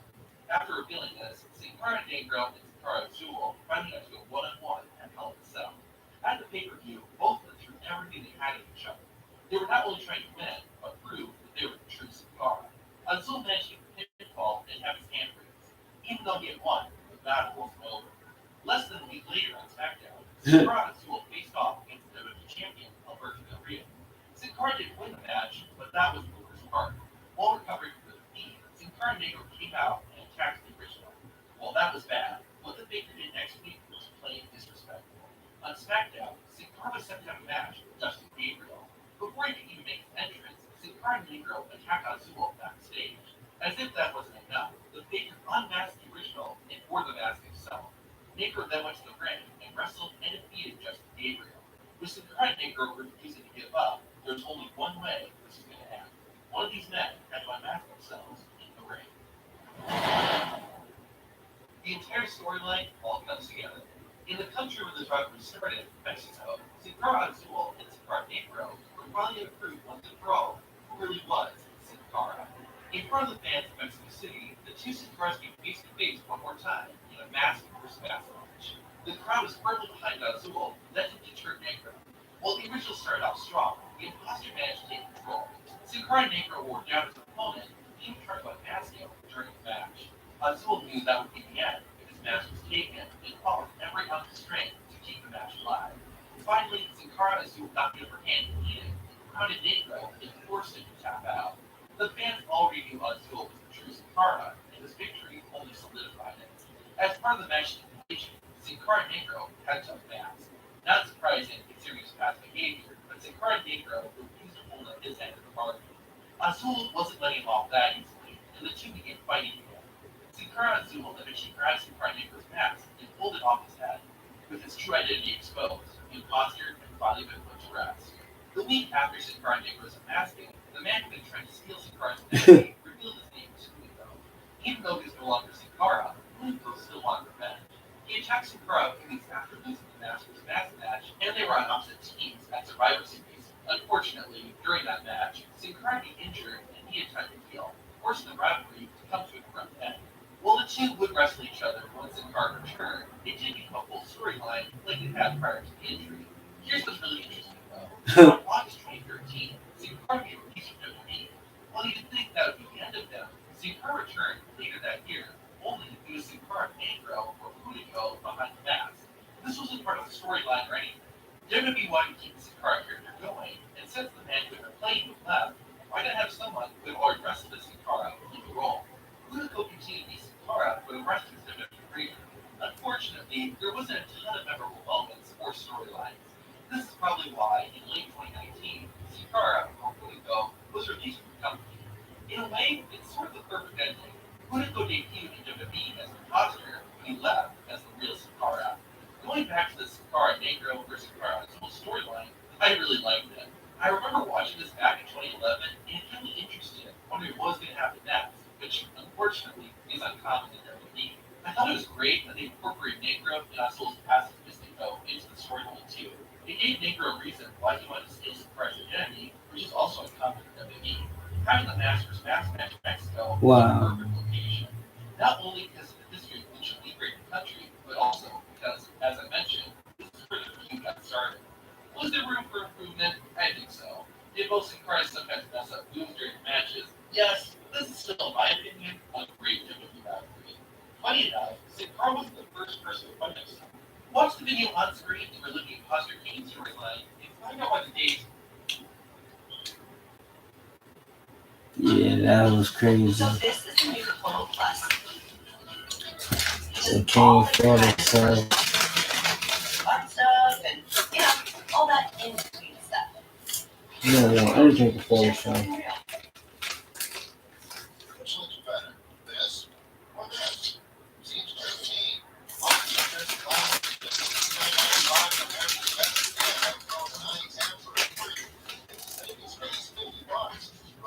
Online today.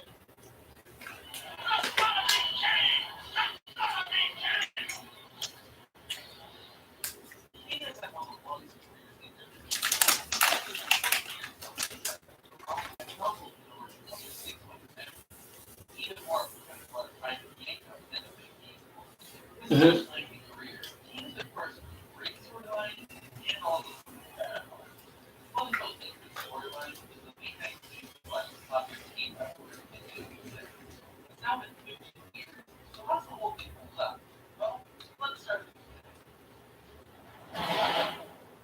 Oh yeah, 05. Ladies and gentlemen, the 7-Foot Monster! The storyline began on Raw in 2005. After being defeated by Ed's structure match a few months earlier, Kane Lee's return in an 18-man battle royal. The Big Red Machine won the match, which made him a potential challenger for the WWE Championship at Tap Tuesday. At the pay-per-view, fans would vote on who would challenge John Cena and Kurt Angle for the WWE Championship. Their choices were Big Show, Shawn Michaels, and of course, Kane. While Kane pulled in 38% of the vote, HBK was the one who was given the opportunity. Luckily for Kane and Big Show, they weren't left empty-handed. They were instead given a tag team championship match against Trevor Murdoch and Lance Cage. The two destroyed their opponents and won the gold that night. Their dominance continued as they not only won the rematch, but every other tag team match they had, both title and non-title I remember matches. that. I remember The two that. giants With the suppression. Yeah. the key step in Mysterio at Armageddon. Yeah. Kane and Big Show never used dirty tactics to win the match either, making them arguably the strongest tag team champions of all time. The climax of the title reign came at WrestleMania 22 with a victory over Chris Masters and Carlito. After 152 days as champions, it was time for Kane and Big Show to drop the belts. The night after WrestleMania, Kane and Big Show faced Mighty Teddy from the Spear Squad. The referee got knocked down during the match, allowing the other three members of the Spear Squad to interfere. Thanks to the numbers advantage, Teddy pinned the Big Show, causing Kane and his partner to lose the championship. Up to this point, nothing had been out of the ordinary in terms of wrestling storyline. But next week is when things got weird. Mm-hmm. 1 week after losing their tag team title, Kane and Big Show got their championship rematch. Before heading to the ring, Kane was seen stumbling around backstage as he heard his own voice referencing the date, May 19th. May 19th, they're all going to know. Big Show walked in to snap Kane out of it, and the two went to compete for a rematch. Unfortunately, Kane lost it and ultimately got himself disqualified. Big Show tried to calm down Kane, but the Big Red Machine responded by chokeslamming his tag team partner. This was the beginning of Kane's rampage on the WWE roster. The Double Spear Demon would go to stick on anyone he could get his hands on, usually when they mentioned the date, May 19th. At Backlash, the former tag team champions faced off. During the match, the arena suddenly turned red, and Kane began hearing his own voice again.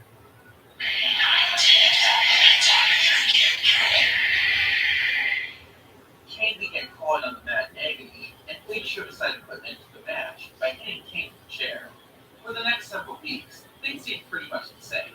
Kane would continue to flip out at anyone who mentioned May 19th. The only thing that was different is that we began seeing Kane's old mask appear on the Titantron when he heard his voice, a foreshadowing of what was to come. So why was Kane reacting this way to the 19th of May? Well, there's two reasons. The first is because this is the release date of the movie See No Evil. See No Evil was one of WWE's first films and featured Kane as the villain, Jacob Goodnight. The whole reason for this May 19th storyline of Raw was simply to promote the movie, and WWE made this very clear. He's going to be starring in a major motion picture that premieres on May 19th. Now that's the business reason for May 19th. The storyline reason was revealed 3 days later on May 22nd. That was the date when my mother and adopted family were killed in a fire.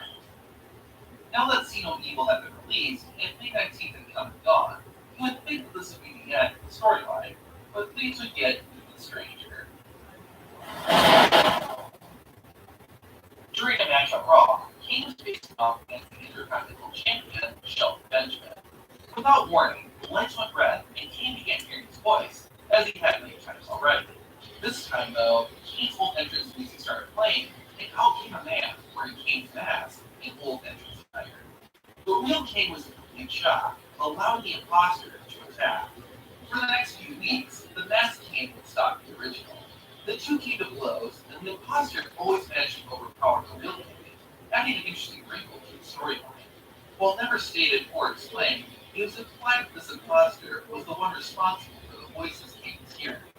Either way, the two Kings finally went 1-1 at Vengeance. The match was competitive, but the biggest shocker was that the fake King won. The imposter didn't cheat to win either, making this victory even more surprising. Despite this upset, the masked King would soon disappear from WWE. The night after Vengeance, the real King had a match with Randy Orton. Like we had seen previously, the fake King interfered and caused a real big Red Machine match. The two Kings fought afterwards, but this time, the real King proved to be more dominant. The original King took his frustrations out on his imposter and beat him all over the arena. The two ended up backstage, where the real King unmasked the imposter and threw him out the door, never to be seen again. So that was the storyline. We never found out who the imposter was, what his connection to Kane was, or why he came to WWE. I know a lot of people trash on this storyline, and I can understand why, and agree to a certain extent. The May 19th portion was solely there to promote the movie and not to tell an interesting story. What made it even worse was how obvious WWE was being about it. However, I actually like the imposter Kane storyline. I wish more would have been explained, but I found it interesting and engaging to watch. There's two things, though, that killed imposter Kane. The first was his hair.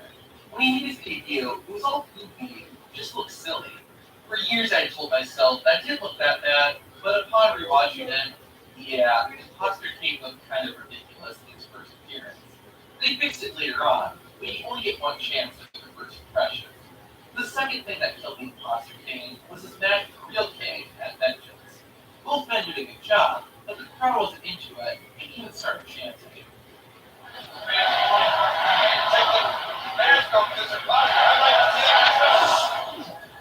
That was the killing blow. According to the Gallows, the man who played the imposter King, that was the reason the imposter storyline ended so abruptly.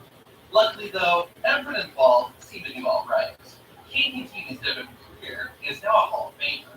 Luke Gallows eventually returned as a new character called Festus before finding success as Luke Gallows. Roughly 8 years after the original See No Evil was released, WWE made a sequel, with Kane reprising his role as Jacob Goodman. There was no storyline tied about Raw or SmackDown for the second See No Evil film, and WWE in general has rarely referenced May 19 or the imposter King since the storyline played out in 2006. While WWE may have forgotten, wrestling fans like you and me will always remember the date. May 19! Primal Kitchen condiments and sauces are made with high-quality ingredients that make meal. That was only for 1,400. Missile blows, he'll shoot you free throws. I tell you what, he's tenacious on the drive, isn't he? I mean, Monk constantly looking to get to the free throw line. The Lakers have put up good numbers in the charity stripe, converting 6 of 7. Oh wow! I thought that was a big live game too. It was a real live game too. That shit was okay. Like that. Let's see.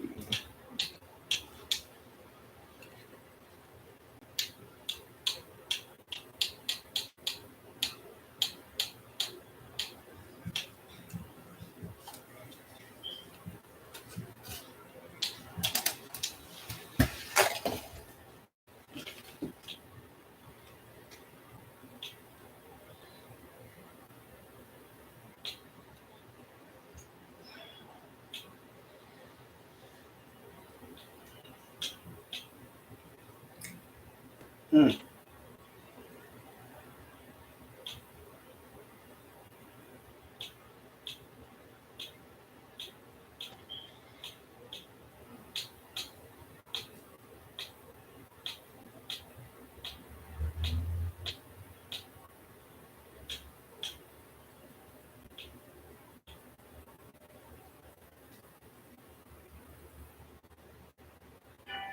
There's a different way to treat HIV.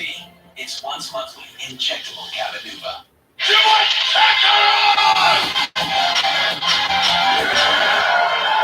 Real fight starts now.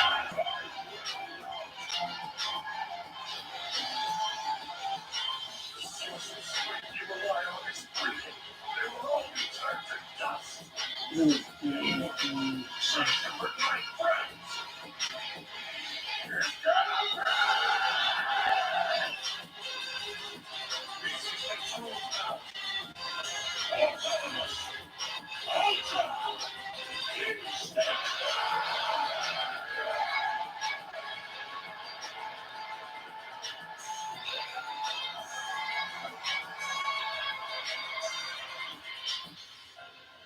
You understand, don't you? Oh, you guys already know the business. It's Halloween season and the villains are going to be taking over. And I actually have a few things that I want to go ahead and touch bases on today's video. In particular, the fan mangas and some of the future sprite animation battles that I want to go ahead and feature. And this is actually one of them. So in the comment section below, first things first, who do you guys think would win between Super Saiyan Blue Gogeta and Ultra Instinct Angelic Moro? Let me know in the comment section below, because if it were not for Moro kind of losing that ability to fight Goku on par with, it would have been pretty dangerous for Goku to kind of maintain himself in this battle. So, do you guys believe that it's possible for Gogeta to hang in there and even best a hypothetical Master UI Moro, or do you guys believe that perhaps maybe Moro would just simply eviscerate? So, also in terms of sprite fights, do you guys want to see this go down? Because I was actually considering it, but I do want to get your votes in the comment section below. Gogeta's really a wow. Okay, so down goes Gogeta Blue. Listen, there's no fusion. There's no fusion that can stand up to this guy. Look at this dude, bro. Come on. He's a beast. Only if he was actually able to master UI, that would have been amazing. So,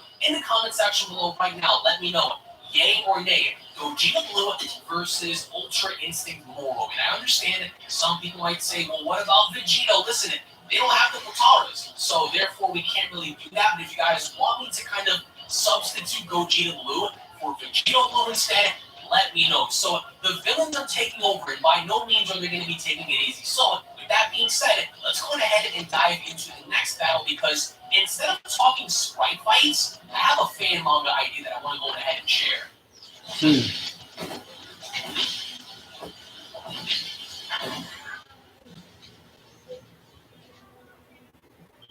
Now, I have asked you guys this before, and I really want to get your thoughts on it, because would you guys rather want me to feature a hypothetical Master to Ultra Instinct Goku Black versus Beerus, or Ultra Ego / Location Powered Goku Black versus Beerus? And either way you want to look at it, for you to kind of get Ultra Ego, you kind of need to be trained by a destroyer, which in this case, I don't think that any destroyer would train Goku Black. And Beerus is really quick right now. I'm going to have to really be careful while I'm using my sword right now to slash him. And I know the thumbnail kind of implies it's Ultra Ego Black versus Beerus, but I don't know. There's something about MUI Black that really stands out, because can you imagine not being able to touch this dude? So, one-off special, yay or nay, should we feature a fan manga where Beerus intervenes and comes across either MUI Goku Black or Ultra Ego Goku Black? The reason why this is important is because whichever one of the two kind of makes more sense is what I personally want to run with, right? And look at this. There's no destroyer, bro. There's no destroyer that can match me in power. I mean, first of all, that power up looked pretty sweet. And it's Halloween season, so we have to give some credit to the villains here. Look at that beautiful Kamehameha. Oh, wow. Did he really break my stamina? This isn't good. So, I mean, in terms of sprite fights, I do want to do something involving this, but mainly for a fan manga. And if I do actually end up going through with that, should we have Beerus win, or should we have Black win? I need you guys to let me know, because everything is based on your votes, and whichever, I guess, vote has the highest thumbs ups is what we're going to be running with. So, yay or nay on this concept, because I think it would be interesting to see an MUI Black, but at the same time, damn, we slit this man's spine through, man. We just stabbed him right in the back. And look at this. He looks vicious. I knew why Goku Black looks insane. Even though seeing him get Super Saiyan Rose 2, seeing him get Super Saiyan Rose 3 in Heroes is pretty much insane, I would argue. I think that when looking at this, it's achieving an angelic level of power that is used as being the opposition. So that's pretty terrifying. So fan manga concept, yay or nay on this idea. And with that being said, here's something a little different. We're going to feature a Majin absorption that not only do I want to go ahead and discuss in terms of fan manga ideas, but I also have a pretty cool sprite sheet that I found that I want to show you guys in regards to the upcoming character that you guys are about to see.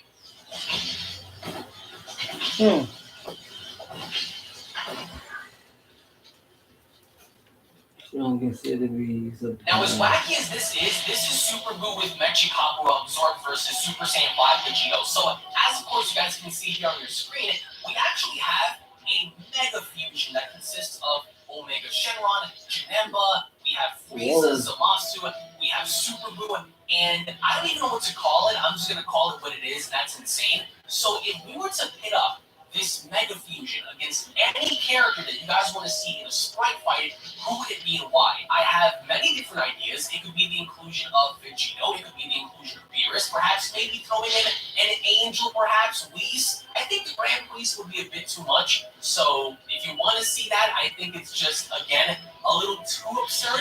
But if there's anything else you guys think that we should include, maybe even featuring Ultra Ego Gogeta, or perhaps maybe a different fusion. Maybe we should include the fusion of Broly and somebody else. Maybe Broly and Gogeta, Broly and Vegito, Broly and Jiren and Goku. So either way, I think that this sprite character is pretty much OP as shit because we have multiple different characters just fused into one, which, again, is just mind-blowingly insane. But at the same time, if there's any mind-blowingly insane character that you think should go up against him, then be sure to let me know in the comment section below because I was considering it and even going as far as to consider creating my own kind of mega fusion involving just specifically villains. So in the comment section below, I guess I'll take 5 villains. So if there are 5 villains in Dragon Ball that you guys want me to put together and fuse just like this, who would it be and why? Let me know because I had a few ideas. I'm not sure if I want to run with it because we're going to have to really come up with some insane design for them.